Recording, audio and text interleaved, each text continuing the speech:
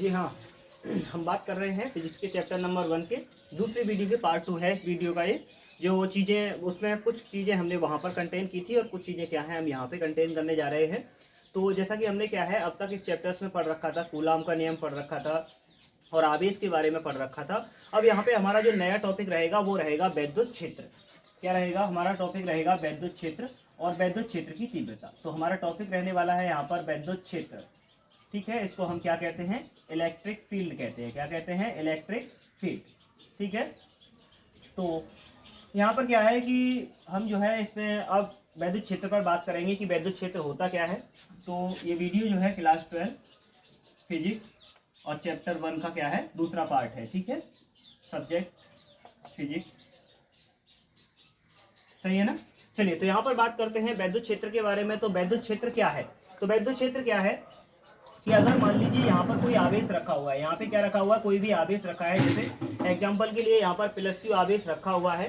तो यहाँ पे अगर मान लीजिए प्लस क्यू आवेश रखा हुआ है तो अब इसके चारों ओर क्या होता है, एक क्षेत्र उत्पन्न हो जाता है। यानी इसके चारों ओर क्या होता है, एक वैद्युत क्षेत्र बन जाता है। अब इस वैद्युत क्षेत्र को हम समझते कैसे हैं? तो ऐसे समझ सकते हैं कि अब हम एक आवेश तो यहाँ पर रखा है प्लस क्यू, एक छोटा सा आवेश और है क्यू नॉट, उसको हम जो है यहाँ से इधर की ओर सरका कर ला रहे हैं, इधर चला के ला रहे हैं।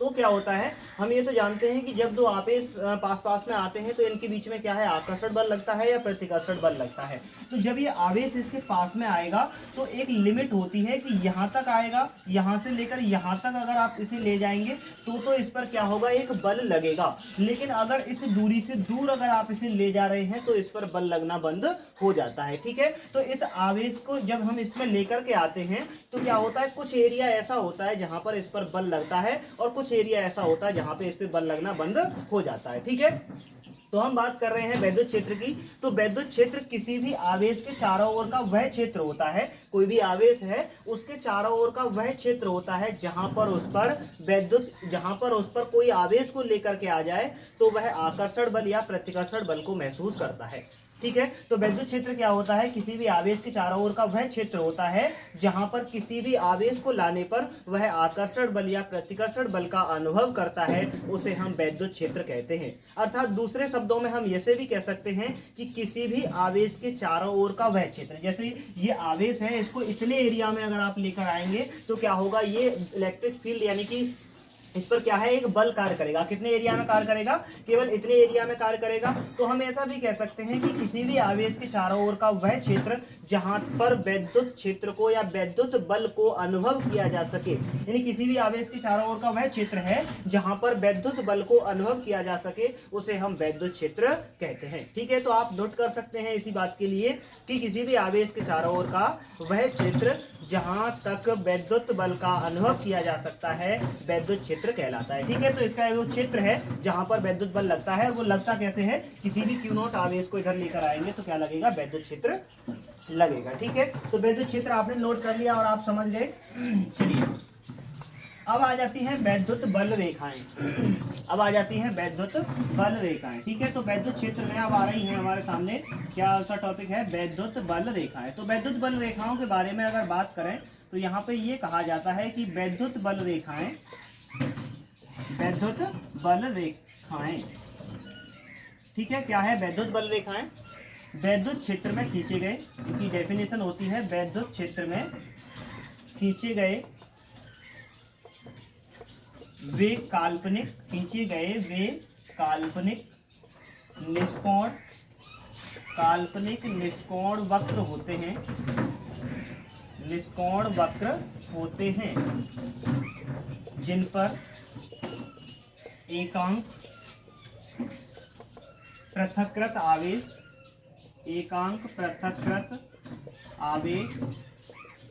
चलता है।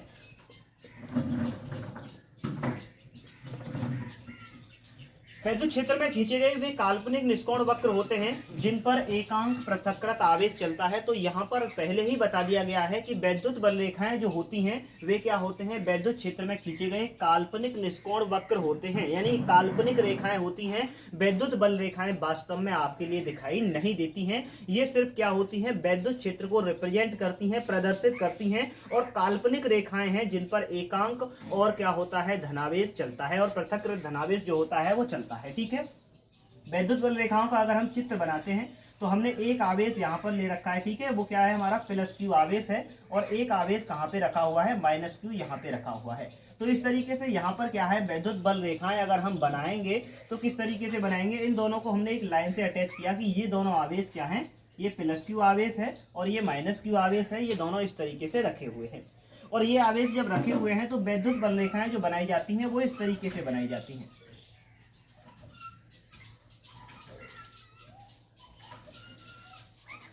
वैद्युत बल रेखाओं को कैसे करके बनाते हैं, ऐसे करके बनाते हैं, और यहां से ऐसे करके दिखाते हैं यूं, और तीर के जो निशान हैं वो प्लस से किधर की ओर होते हैं, माइनस की ओर होते हैं। ठीक है, कैसे किधर होते हैं, प्लस से माइनस की ओर होते हैं सभी में। ठीक है, तो ये बना दिया हमने क्या, वैद्युत बल रेखाएं। ये वास्तव में नहीं होती हैं, बल्कि क्या होती हैं, काल्पनिक निष्कोण वक्र हैं, जिनको क्या है सिर्फ स्टडी के लिए, वैद्युत क्षेत्र को समझने के लिए, उसकी नेचर को समझने के लिए यहाँ पर लिया गया है। ठीक है, तो ये +Q आवेश है, ये -Q आवेश है, और ये बना दी हमने वैद्युत बल रेखाएं। तो अब वैद्युत बल रेखाएं तो वो खींचे गए काल्पनिक निष्कोण वक्र है। अब बात ये आती है कि वैद्युत बल रेखाओं के गुण क्या होते हैं, इनकी प्रॉपर्टी क्या है, विशेषताएं क्या है। ठीक है, चलिए, तो वैद्युत बल रेखाओं की विशेषताओं के बारे में बात करते हैं। तो पहली विशेषता इनकी क्या होती है, आप साथ साथ क्या है पूरी लाइन नोट कर सकते हैं। पहली बात यह है कि वैद्युत बल रेखाएं प्लस धन आवेश से चलकर ऋणावेश की ओर जाती हैं। क्या होता है, ये जो वैद्युत बल रेखाएं हैं ये धनावेश से निकलकर ऋणावेश में प्रवेश करती हैं। ठीक है, तो क्या होता है, पहली प्रॉपर्टी इनकी हो गई, धनावेश से निकलकर ऋणावेश की ओर जाती हैं। कहां जाती हैं, ऋणावेश की ओर जाती हैं, या ऋणावेश में प्रवेश करती हैं। ठीक है, धनावेश से चलती हैं और कहां पर, ऋणावेश में प्रवेश करती हैं। ठीक है, लेकिन यहां पर एक बात और कही गई है, लेकिन ये बंद वक्र नहीं बनाती हैं, लेकिन ये बंद वक्र नहीं बनाती हैं। इसका मतलब और समझ लेते हैं। चलो, यहां पर क्या समझ में आ रहा है, यहां पे ये समझ में आ रहा है हमारे कि ये जो रेखाएं हैं ये धनावेश से चल करके कहां पर, ऋणावेश में प्रवेश करती हैं, लेकिन ये बंद वक्र नहीं बनाती हैं, ये बंद वक्र नहीं होती हैं। अर्थात जो लाइन है वो ऐसे करके चल के वहां खत्म हो जाती है। ऐसा नहीं कि फिर से घूम के यूं करके आ रही है, ऐसे करके आता तो बंद वक्र होता, लेकिन बल्कि वास्तविकता क्या है, ये क्या होती हैं, ये कैसी होती हैं, यहाँ धनावेश से निकलेंगी और कहां पर प्रवेश कर जाती हैं, ऋणावेश में प्रवेश कर जाती हैं, बस इतनी होती हैं, लेकिन ये बंद वक्र नहीं होती हैं। तो पहली प्रॉपर्टी हो गई इनकी कि ये कैसी होती हैं, ये बंद वक्र नहीं होती हैं, और क्या होता है, धनावेश से निकलकर ऋणावेश में प्रवेश करती हैं। नंबर दूसरी बात करते हैं कि दूसरा क्या है इनका गुणधर्म। वैद्युत बल रेखाएं, वैद्युत बल रेखाएं किसी भी जगह वैद्युत क्षेत्र को प्रदर्शित करती हैं, वैद्युत क्षेत्र को प्रदर्शित करती हैं, प्रदर्शित करती हैं। इसका मतलब क्या निकलता है, वैद्युत बल रेखाएं किसी भी जगह वैद्युत क्षेत्र को प्रदर्शित करती हैं। इसका मतलब ये है कि जो वैद्युत बल रेखाएं हैं ये बताती हैं कि यहाँ पर वैद्युत क्षेत्र है, और ये कैसे करके बताती हैं वो चीज भी आपको समझनी चाहिए कि जहां पर वैद्युत बल रेखाएं पास पास हैं वहां पर वैद्युत क्षेत्र प्रबल होता है, और जहां पर वैद्युत बल रेखाएं दूर दूर हैं वहां पर वैद्युत क्षेत्र कैसा होता है, दुर्बल होता है। तो यहाँ पर आप देख रहे हैं कि वैद्युत बल रेखाएं कैसी हैं, काफी कम है, तो इसका मतलब है यहाँ पर वैद्युत क्षेत्र कैसा है, कम है, जबकि यहाँ पर वैद्युत क्षेत्र जो बल रेखाएं हैं, वैद्युत बल रेखाएं वे क्या है, काफी पास पास हैं। तो इसका मतलब है यहाँ पर क्या है, प्रबल वैद्युत क्षेत्र है। यहाँ पर क्या हो गया, आपका प्रबल वैद्युत क्षेत्र है, और यहाँ पर कैसा हो गया है, आपका दुर्बल वैद्युत क्षेत्र हो गया है। ठीक है, क्या हो गया है, दुर्बल वैद्युत क्षेत्र हो गया है। समझ में आ रहा है। ठीक है, तो दूसरी वाली प्रॉपर्टी इसकी ये हो गई। ठीक है, चलिए दूसरी वाली प्रॉपर्टी क्या हो गई, ये वाली हो गई। तीसरा वाला प्रॉपर्टी देखते हैं, किसी भी वैद्युत बल रेखा पर, वैद्युत बल रेखा पर खींची गई स्पर्श रेखा, खींची गई स्पर्श रेखा उस बिंदु पर वैद्युत क्षेत्र की दिशा को बताती है, वैद्युत क्षेत्र की दिशा को बताती है।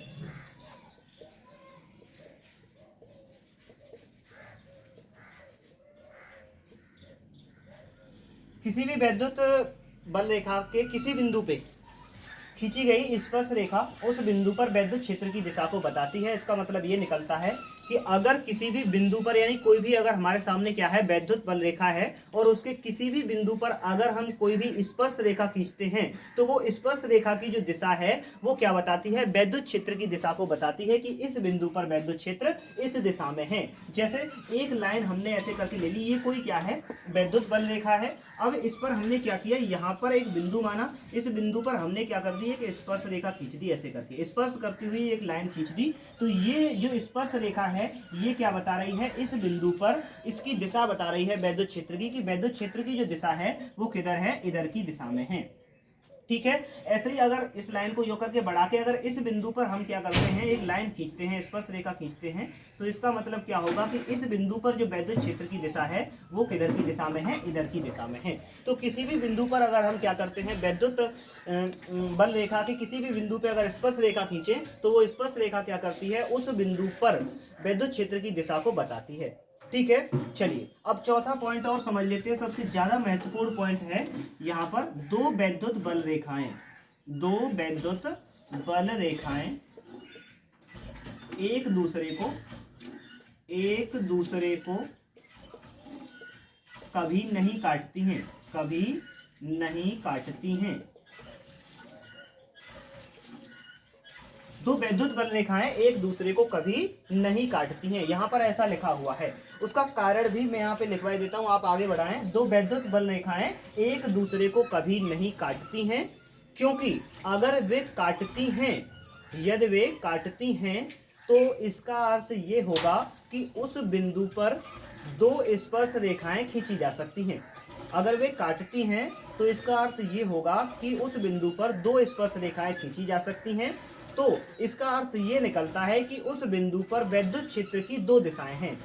इसका अर्थ ये निकलता है कि उस बिंदु पर वैद्युत क्षेत्र की दो दिशाएं हैं, जो कि असंभव है। एक ही बिंदु पर वैद्युत क्षेत्र की दो दिशाएं हैं जो कि असंभव है। तो यहाँ पे ये निकल के आया है इसका अर्थ कि वैद्युत बल रेखाएं क्या नहीं करती हैं, एक दूसरे को कभी नहीं काटती हैं, क्योंकि वे काटती हैं तो इसका मतलब होगा कि वहां पर हम दो स्पर्श रेखाएं खींच सकते हैं जो कि क्या बताएंगी, दोनों अलग अलग डायरेक्शन बताएंगी वैद्युत क्षेत्र की। एक ही बिंदु पर वैद्युत क्षेत्र की दो दिशाओं को रिप्रेजेंट करेंगी, जो कि कैसा है, असंभव है। एक ही बिंदु पर दो दिशाएं नहीं हो सकती हैं। जैसे आप एक ही समय पर क्या है, दो दिशाओं में नहीं देख सकते, नहीं चल सकते, ऐसा नहीं हो सकता है। ठीक है। अभी मुंह है मेरा इधर तो इधर ही रहेगा, इधर है तो इधर रहेगा, इधर है तो इधर रहेगा, ऐसा होता है। लेकिन ऐसा नहीं हो सकता कि दो दिशाओं में क्या है, हम ये कर सकते हैं। तो सेम टू सेम वैसे ही यहाँ पे समझने का प्रयास करते हैं कि अगर मान लीजिए हमारे पास क्या है, यहाँ पे कोई वैद्युत बल रेखा हमने बना रखी है, ठीक है, और यहाँ पे हम कह रहे हैं कि दो वैद्युत बल रेखाएं कभी एक दूसरे को नहीं काटती हैं। चलिए हम मान के चल रहे हैं कि वो काट ही देती हैं। दो वैद्युत बल रेखाएं मैंने बनाई,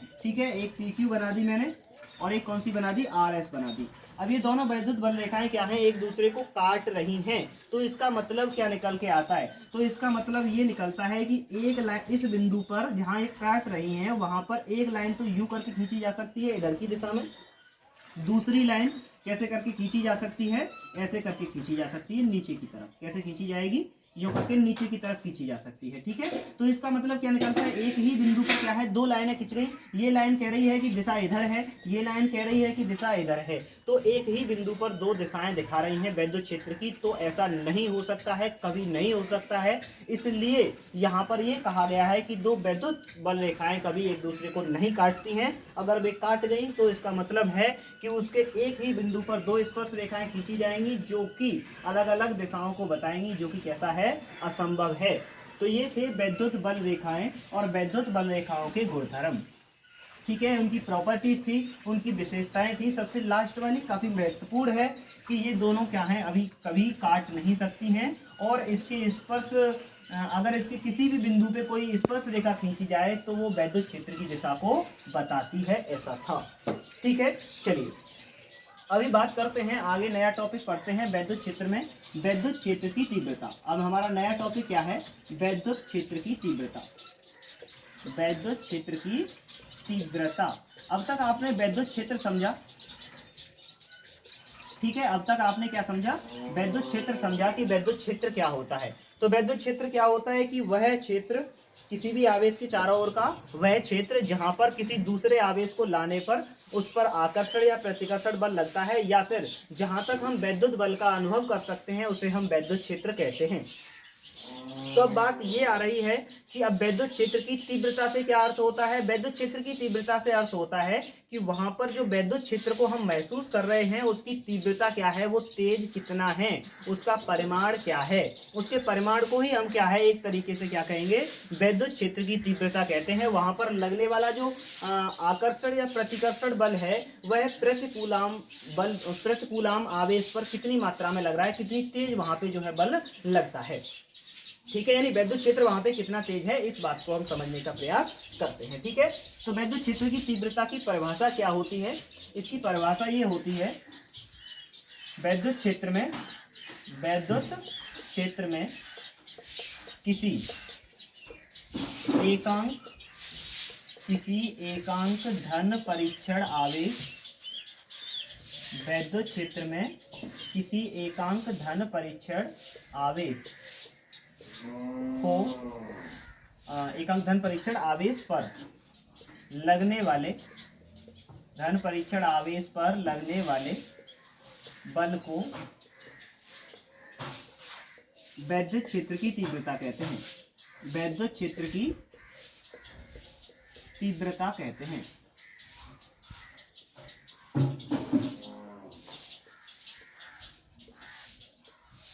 वैद्युत क्षेत्र में किसी एकांक धन परीक्षण आवेश पर लगने वाले बल को वैद्युत क्षेत्र की तीव्रता कहते हैं। ये हो गई इसकी डेफिनेशन। और वैद्युत क्षेत्र की जो तीव्रता है इसे किससे प्रदर्शित करते हैं, इसे कैपिटल ई से प्रदर्शित करते हैं। कैपिटल ई से प्रदर्शित करते हैं। यह एक सदिश राशि है। कैसी राशि है वैद्युत क्षेत्र की तीव्रता, सदिश राशि है। इसे हम किससे प्रदर्शित करते हैं, कैपिटल ई से प्रदर्शित कर देते हैं। ठीक है, चलिए तब E बराबर क्या होता है, E बराबर होता है F/Q0। F बराबर कितना होता है, E बराबर क्या होता है, F/Q0 होता है। यहाँ से हमने डेफिनेशन को लिखा है, ऊपर वाली जो डेफिनेशन बनाई है, कहाँ से बनाई है, इस सूत्र से बनाई है। कैसे, अगर आप Q0 की जगह पर क्या कर देते हैं, 1 रख देते हैं। Q0 की जगह पर अगर आप क्या रख दें, 1 रख दें। ठीक है, जब 1 रख देते हैं किसी संख्या के नीचे तो उसका मतलब है कि उसमें क्या है, F में भाग लगा रहे हैं तो वही बनेगा। तो हमने इसको क्या कर दिया, मिटा दिया। जब हम इसको मिटा देंगे तो E किसके बराबर रह जाएगा, F के बराबर रह जाएगा। इसका मतलब बल ही क्या हो जाएगा, वैद्युत क्षेत्र की तीव्रता के बराबर हो जाएगा। ठीक है, चलिए तो Q0 बराबर क्या करने पर, 1 करने पर F किसके बराबर हो जाएगा, E के बराबर हो जाएगा। और F क्या होता है, बल होता है। चलो वही बात वहां पे लिखी हुई है, क्या, वैद्युत क्षेत्र में किसी एकांक धन परीक्षण आवेश पर। तो Q0 को क्या कहा है हमने, एकांक धन परीक्षण आवेश, यानी एक अंक का, यानी कि इसका मान 1 है। तब क्या है, इसका मान क्या है, 1 है। तब एकांक धन परीक्षण आवेश पर लगने वाले बल को, ये क्या है, लगने वाला बल है, तब जबकि इसका मान क्या है, 1 है, तो उस बल को ही हम क्या कहते हैं, वैद्युत क्षेत्र की तीव्रता कहते हैं। तब F बराबर ही क्या कहलाएगी, E कहलाती है। ठीक है, तो उस पर लगने वाले बल को ही हम क्या कहते हैं, वैद्युत क्षेत्र की तीव्रता कहते हैं। इसे किससे प्रदर्शित करते हैं हम, E से। और ये कैसी राशि है, सदिश राशि है। तो क्या होगा, इसका जो योग करेंगे आप किसके नियम से करेंगे, सदिश के नियम से, और इसे वेक्टर E से प्रदर्शित करेंगे। ठीक है, अगर इसी फॉर्मूले का दूसरा रूप आपको लिखना होगा तो आप क्या लिखेंगे, वेक्टर ई लिखेंगे और यहाँ पर क्या लगा देंगे, वेक्टर एफ लगा देंगे, क्योंकि वैद्युत क्षेत्र की तीव्रता और जो बल है वो दोनों ही कैसी राशियां हैं, सदिश राशियां हैं। ठीक है, तो ई बराबर क्या हो गया, F/Q0 हो गया। और यहाँ से जो फॉर्मूला बनेगा वो बनेगा F बराबर Q0E, या फिर आप इसको Q0 की जगह पर क्या है, आप F बराबर QE भी कह सकते हैं, क्योंकि आप Q की जगह पर 1 ले सकते हैं। तो क्या होगा, यहाँ पर ये बल किसके बराबर हो जाएगा, वैद्युत क्षेत्र की तीव्रता के बराबर हो जाएगा। तो F बराबर क्या फॉर्मूला बन के आ गया, QE बन के आ गया। E बराबर क्या बन के आ गया, F/Q0 बन के आ गया। ये दोनों फॉर्मूले क्या हैं, आपको याद रखने हैं, जो कि क्या है, न्यूमेरिकल्स निकालने में काफी मददगार होंगे। ठीक है, चलिए तो वैद्युत क्षेत्र की तीव्रता समझ गए आप, क्या होता है, ये E बराबर होता है F/Q0, यानी एकांक धनावेश परीक्षण आवेश पर लगने वाले बल को हम क्या कहते हैं, वैद्युत क्षेत्र की तीव्रता कहते हैं। चलिए बात करते हैं कि जो वैद्युत क्षेत्र की तीव्रता है इसका परिमाण कितना होता है, आप इसे कैसे करके निकालेंगे।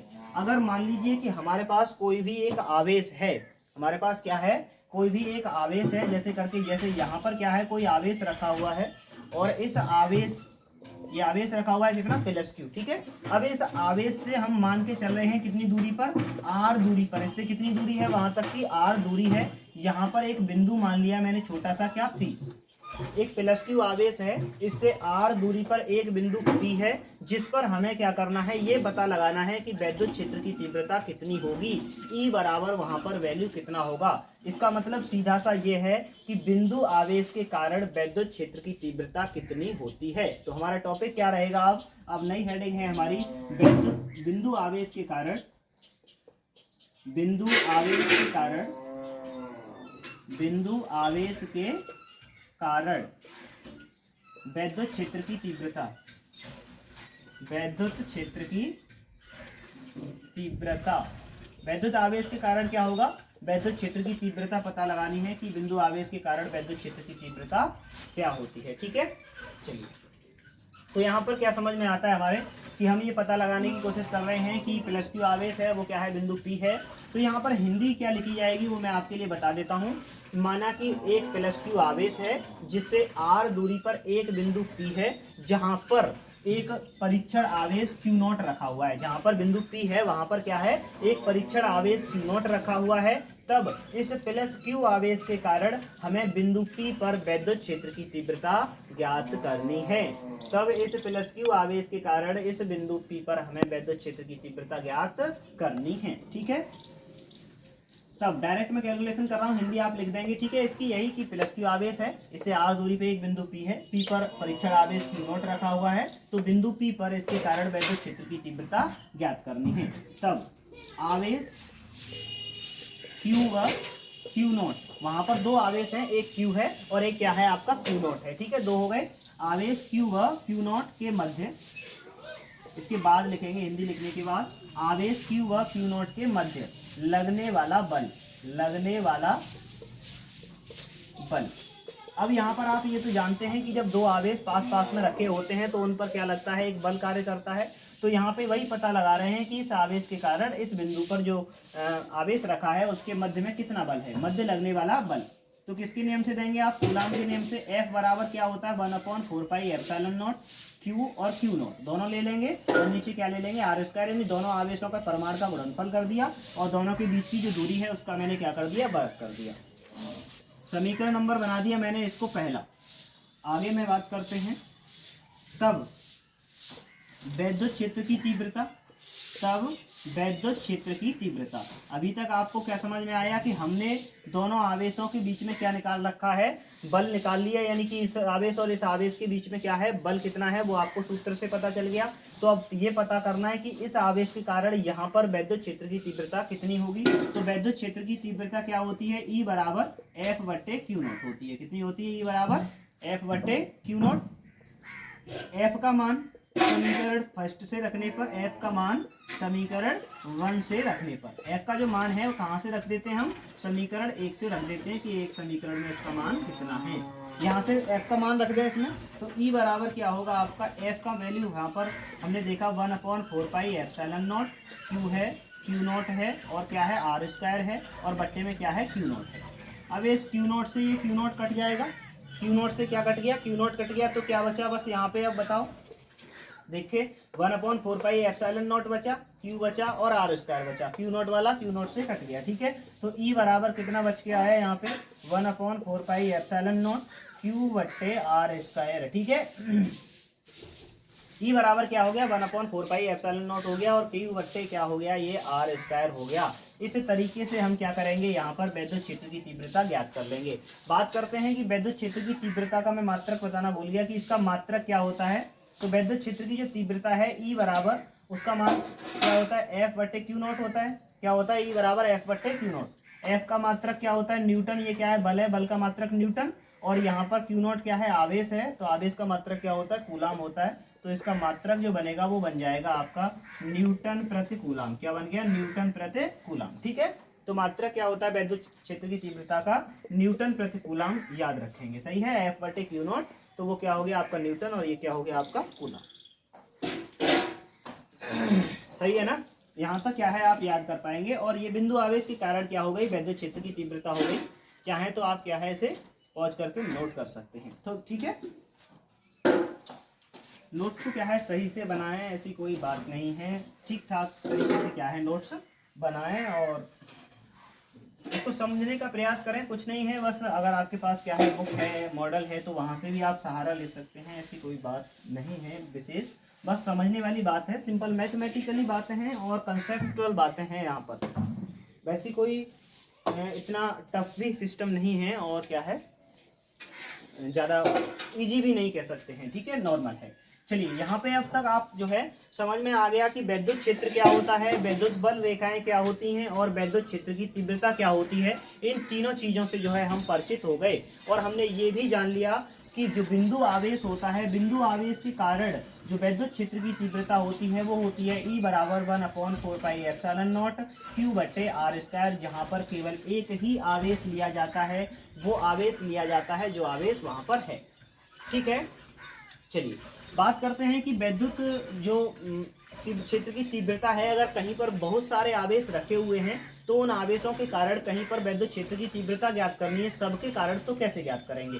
तो वहां पर क्या होगा, एक आवेश के कारण वैद्युत क्षेत्र की तीव्रता कुछ और होगी, दूसरे आवेश के कारण कुछ और होगी, तीसरे वाले आवेश के कारण कुछ और होगी।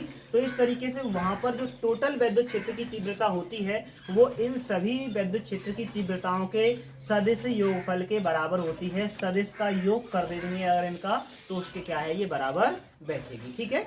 चलिए तो E बराबर क्या हो गया यहाँ पर E1, ठीक है, प्लस E2 और प्लस क्या हो गया E3 और प्लस ऐसे ही करके आगे जितनी भी वैद्युत क्षेत्र की तीव्रताएं होंगी उनका क्या कर देंगे हम वेक्टर लगाकर यानी सदिश योगफल कर देते हैं। क्या कर देते हैं सदिश योग। तो ये n आवेशों के कारण वैद्युत क्षेत्र की तीव्रता हो गई किसी भी बिंदु पर, ठीक है। तो वैद्युत क्षेत्र की तीव्रता समझ गए कि कितना बल लगेगा और कितना बल नहीं लगेगा। अभी तक आप जो है इस चैप्टर में बहुत आगे तक की बातें क्या है सीख चुके हैं। चलिए now we are discussing about the electric dipole. अब हम बात कर रहे हैं, अब हमारे सामने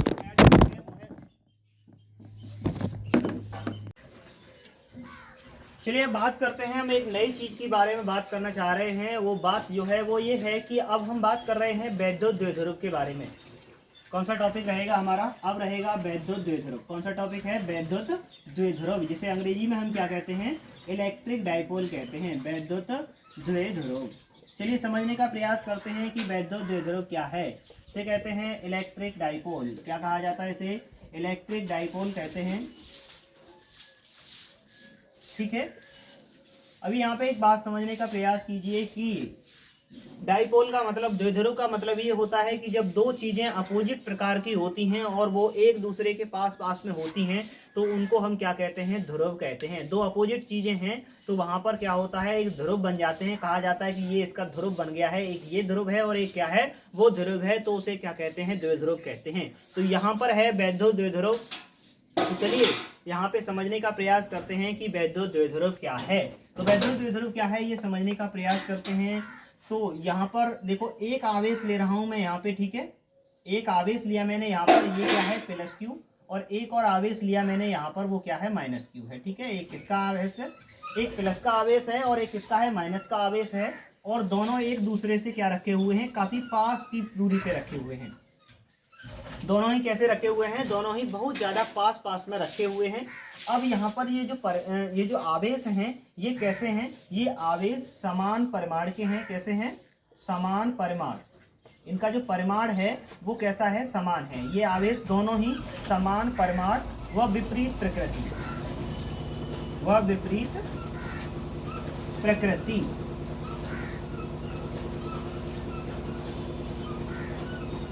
ठीक है। समान परिमाण व विपरीत प्रकृति के हैं ये दोनों ही आवेश। इसका मतलब ये होता है, परिमाण का मतलब इनका जो आंकिक मान है, इनका जो न्यूमेरिकल वैल्यू है वो कैसा है, बराबर है, लेकिन इनकी जो प्रकृति है वो कैसी है, अलग अलग है। दोनों आवेशों की एक प्लस का है तो एक किसका है, माइनस का है, ऐसे हैं। और ये जैसे अगर हम एग्जाम्पल की बात करें तो ये क्या है, 2 × 10⁻⁻7 है और ये 3 × 10⁻⁻7 है, लेकिन ये प्लस का है और ये किसका है, सॉरी दोनों कैसे हैं, सेम है। ये 2 × 10⁻⁻7 है, ठीक है, और ये क्या है आपका माइनस का 2 × 10⁻⁻7 है। इस तरीके से क्या है ये रखे हुए हैं, ठीक है। परिमाण दोनों का बराबर है, जैसे यहाँ पे देख लिया आपने।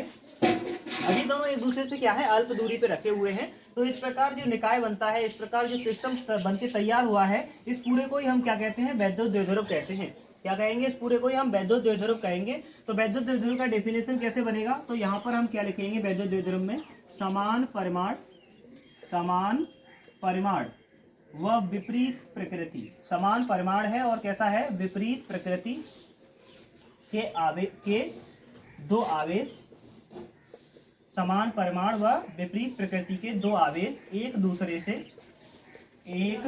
से अल्प दूरी पर रखे हों,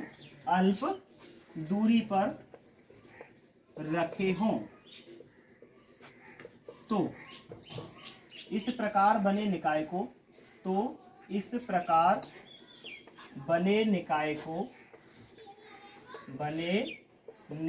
को वैद्युत द्विध्रुव कहते हैं। वैद्युत द्विध्रुव कहते हैं।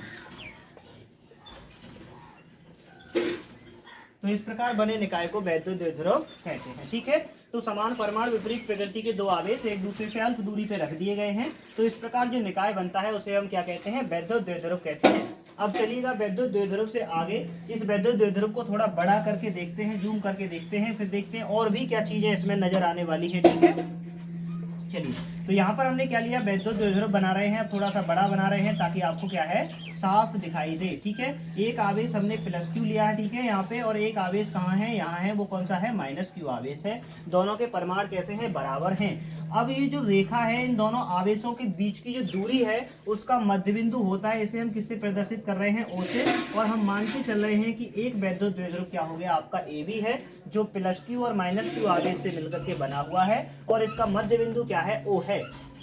अब O है तो यहाँ इसके मध्य बिंदु से इस आवेश तक की दूरी कितनी है, L है, और इस आवेश तक की दूरी कितनी है, L है। ठीक है, तो दोनों आवेशों के यहाँ तक की दूरी कितनी हो जाएगी, देखो इसके मध्य बिंदु से इस आवेश की दूरी भी कितनी है, L है, और यहाँ से लेकर यहाँ तक की दूरी भी कितनी है, L है। तो इस तरीके से अगर हम बात करें पूरे वैद्युत द्विध्रुव की, तो इसके पूरे वैद्युत द्विध्रुव की जो लंबाई होगी वो कितनी बैठेगी, 2L बैठेगी, क्योंकि यहाँ से लेकर यहाँ तक L है, यहाँ से लेकर यहाँ तक L है, तो टोटल लंबाई कितनी हो जाती है, 2L हो जाती है। कितनी लंबाई हो गई इसकी, 2L लंबाई हो गई। ठीक है, चलिए, तो इसका ये क्या हो गया, मध्य बिंदु हो गया। ये दोनों क्या है, इसके आवेश के कंपोनेंट हैं। अब बात करते हैं वैद्युत द्विध्रुव आघूर्ण। अब वैद्युत द्विध्रुव से आगे आता है वैद्युत द्विध्रुव आघूर्ण। ठीक है,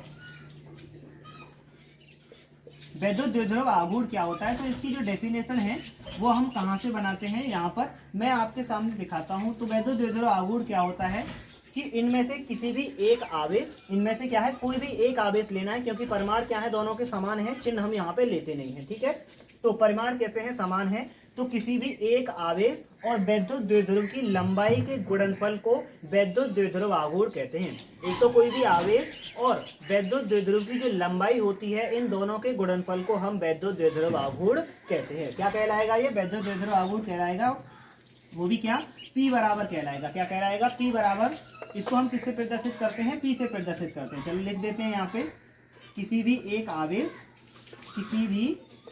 आवेश व इनके मध्य की दूरी, किसी भी एक आवेश और इनके मध्य की दूरी के गुणनफल को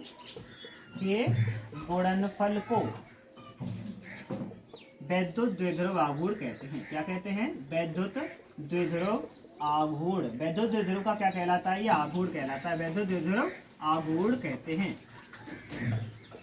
ठीक है, इसे P से प्रदर्शित करते हैं, इसे P से प्रदर्शित करते हैं। ये किससे प्रदर्शित किया जाता है, P से प्रदर्शित किया जाता है। ठीक है, P से प्रदर्शित करते हैं। तो P बराबर क्या होगा, परिभाषा के अनुसार 2Q। P बराबर क्या होगा, यहाँ पर एक तो आपने क्या लिया, आवेश लिया, और क्या लिया, इसकी लंबाई ली। तो हमने यहाँ पे क्या लिखा था, हमने यही तो लिखा है कि किसी भी एक आवेश और उस पूरे वैद्युत द्विध्रुव की जो लंबाई है, पूरे की जो लंबाई होती है वो 2L होती है। ठीक है, इसलिए 2 का गुणा नहीं करना पूरी की लंबाई में, बल्कि पूरी लंबाई ही क्या है, इसकी 2L है। तो पूरी लंबाई और एक आवेश के गुणनफल को हम क्या कहते हैं, वैद्युत द्विध्रुव कहते हैं। तो यहाँ पर क्या बनेगा, Q × 2L। इसको आप सही तरीके से लिखना चाहें तो P बराबर बन जाएगा 2QL। क्या बन के तैयार होगा, P बराबर 2QL बन जाएगा। ठीक है, अब बात करते हैं कि वैद्युत द्विध्रुव आघूर्ण का मात्रक क्या होता है। ठीक है, बात करते हैं इसके मात्रक क्या है, किसके, वैद्युत द्विध्रुव आघूर्ण के मात्रक। इसका मात्रक क्या होगा, यहाँ पर देखोगे जरा क्या है, यहाँ पे आवेश है और क्या है, लंबाई है। आवेश का मात्रक क्या होता है, मीटर होता है, ठीक है। ओ सॉरी सॉरी सॉरी, आवेश का मात्रक क्या होता है, कूलम। आवेश का मात्रक क्या होता है, कूलम, ठीक है। और लंबाई का मात्रक क्या होता है, मीटर होता है। तो इसका जो मात्रक होगा वो क्या बन के तैयार होगा, कूलम मीटर। तो वैद्युत द्विध्रुव आघूर्ण का मात्रक कूलम मीटर होता है। और इसका एक अन्य मात्रक और है, एक अन्य मात्रक है जिसे हम क्या कहते हैं, डेवाई कहते हैं। क्या कहते हैं, डेवाई, ठीक है। इसका एक अन्य मात्रक है डेवाई। तो कोई पूछे कि डेवाई किसका मात्रक है, तो वो किसका मात्रक होता है, वो आपका होता है वैद्युत द्विध्रुव आघूर्ण का। चलिए बात करें कि यहाँ पर एक डेवाई कितने न्यूटन कूलाम के, उसके कूलाम मीटर के बराबर होता है। तो एक डेवाई बराबर होता है 3.3 गुणा 10 की पावर माइनस 30 न्यूटन, ओ 30 कूलाम मीटर, 30 कूलाम मीटर, ठीक है। तो यहाँ पे क्या समझ में आ रहा है, यहाँ पे ये बात समझ में आ रही है कि जो एक डेवाई है वो किसके बराबर होता है, 3.3 गुणा 10 की पावर माइनस 30 कूलाम के बराबर होता है, ऐसा होता है, ठीक है। तो कूलाम मीटर क्या हो गया, इसका मात्रक हो गया। आप वैद्युत द्विध्रुव समझ गए, वैद्युत द्विध्रुव आघूर्ण समझ गए। और ये क्या हो गया आपका, P बराबर 2Ql हो गया, ठीक है। चलिए अभी बात करते हैं यहाँ पर इसमें बेस्ड एक न्यूमेरिकल्स को हम सॉल्व कर लेते हैं। एक काफी सिंपल सा न्यूमेरिकल यहाँ पे हमने लिख रखा है।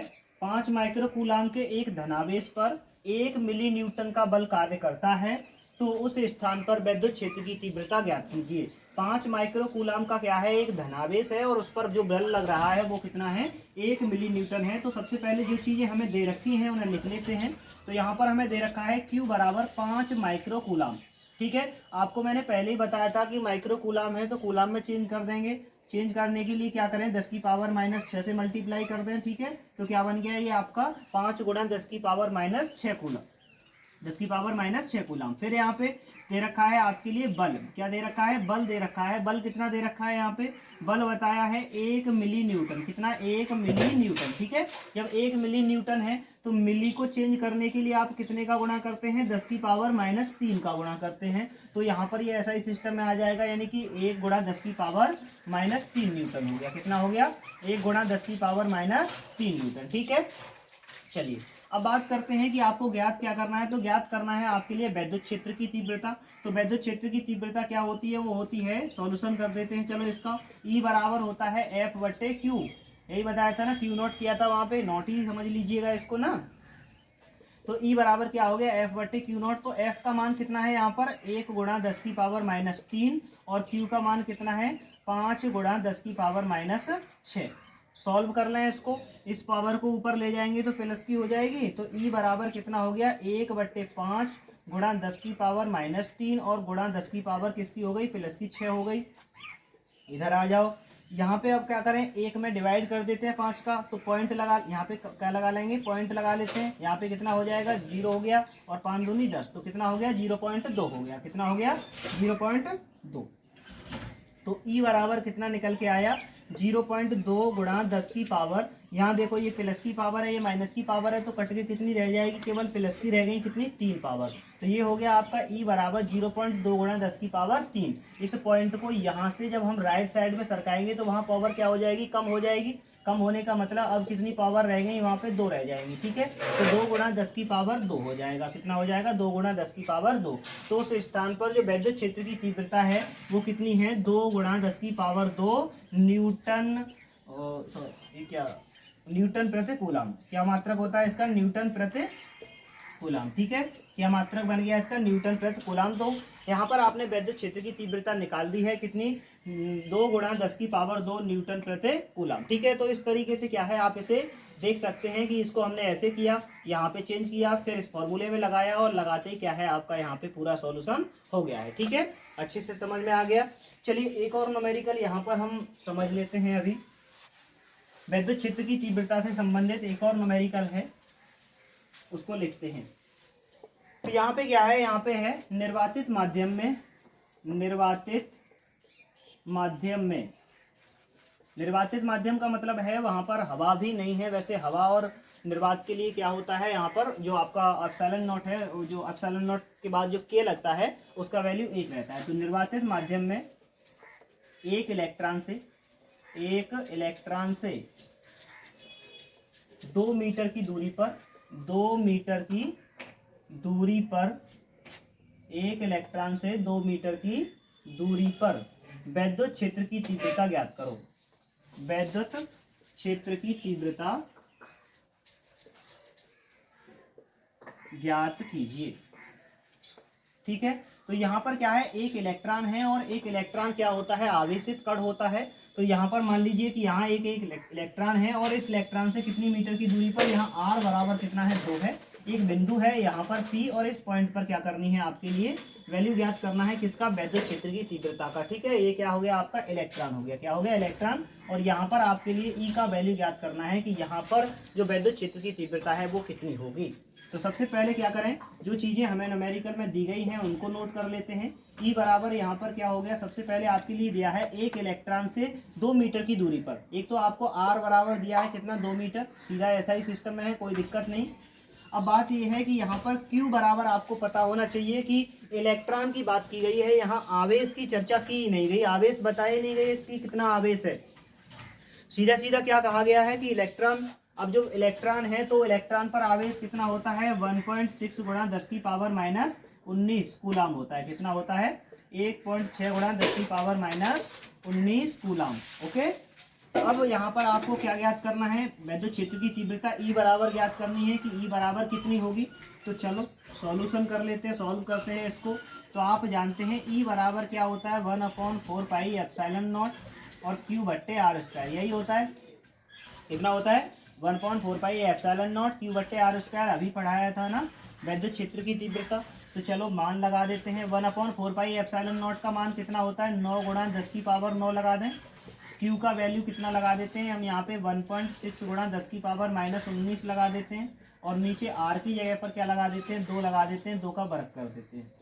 E बराबर कितना हो गया, 9 गुणा 10 की पावर 9 गुणा 1.6 गुणा 10 की पावर माइनस 19 और नीचे जो है 2 का वर्ग किया तो कितना आ गया, 4। अब क्या करें, इसे 4 का डिवाइड कर देते हैं 1.6 में। जब 1.6 में करेंगे तो 16 में ही कर दो, तो 4 चौक 16 होते हैं, तो कितना आ गया, 4 आ गया। पॉइंट लग रहा है एक स्थान बाद, तो पॉइंट लगा दो, कितना आ गया, 0.4 आ गया। इधर देख लीजिएगा, तो E बराबर कितना हो गया आपका, 9 है और 0.4 है, गुणा में कर लें इन दोनों संख्याओं को पास पास, 9 गुणा 0.4, पावर बची कितनी, 10 की पावर 9, ये प्लस की है ये माइनस की है, तो माइनस वाली में से प्लस वाली घटेगी तो कितनी बचेगी, 10 की पावर माइनस 9 बचेगी। सॉरी ये 9 नहीं 10 बचेगी, कितनी बचेगी, 10 की पावर माइनस 10, क्योंकि 10 की पावर 9 है और ये क्या है, 10 की पावर माइनस की 19 है, तो माइनस वाली में से घटी तो माइनस की बची। नीचे से 4 भी खत्म हो गया, नीचे से क्या खत्म हो गया, 4 भी खत्म हो गया। तो आइए यहाँ पर गुणा कीजिए, तो कितना हो गया, 9 चौक 36, कितना हो गया, 9 चौक 36। पॉइंट कितने स्थान बाद लगाए, एक स्थान बाद, तो पीछे से गिन के लगा दो एक स्थान बाद, और गुणा 10 की पावर क्या कर दीजिए, माइनस 10। अब इससे ज्यादा कुछ नहीं कर सकते ना, तो E बराबर कितना हो गया, 3.6 गुणा 10 की पावर माइनस 10 न्यूटन प्रति कूलाम। तो किसी भी इलेक्ट्रॉन के कारण उससे 2 मीटर की दूरी पर जो वैद्युत क्षेत्र की तीव्रता होगी वो कितनी होगी, 3.6 गुणा 10 की पावर माइनस 10 न्यूटन प्रति कूलाम होती है। ठीक है, नोट कर सकते हैं आप पॉज करके इसको। नेक्स्ट बात करते हैं, यहाँ पर एक और न्यूमेरिकल मैं ले रहा हूँ, एक छोटा सा, जहाँ पर वैद्युत द्विध्रुव से संबंधित हम सवाल कर लेते हैं। यहाँ कहा गया है कि एक वैद्युत द्विध्रुव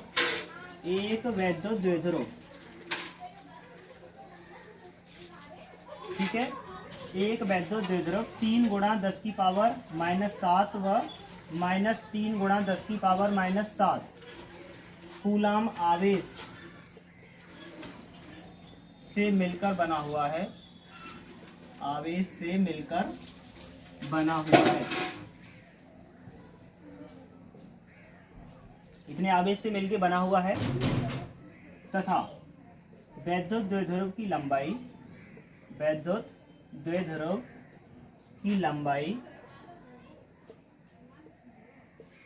0.5 सेंटीमीटर है, 0.5 सेंटीमीटर है।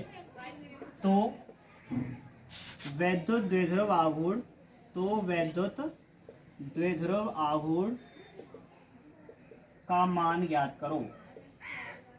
ठीक है, यहाँ पे आपको 2 आवेश दे रखे हैं, आवेश आपके सामने है, यानी कि एक वैद्युत द्विध्रुव बताया है कि ये 3 गुणा 10 की पावर -7 का है, और ये दूसरा वाला जो आवेश है कितने का है, माइनस का 3 गुणा 10 की पावर -7 का है। और दोनों कितने पे रखे हुए हैं, 0.5 सेंटीमीटर यानी आधा सेंटीमीटर दूरी पे रखे हुए हैं।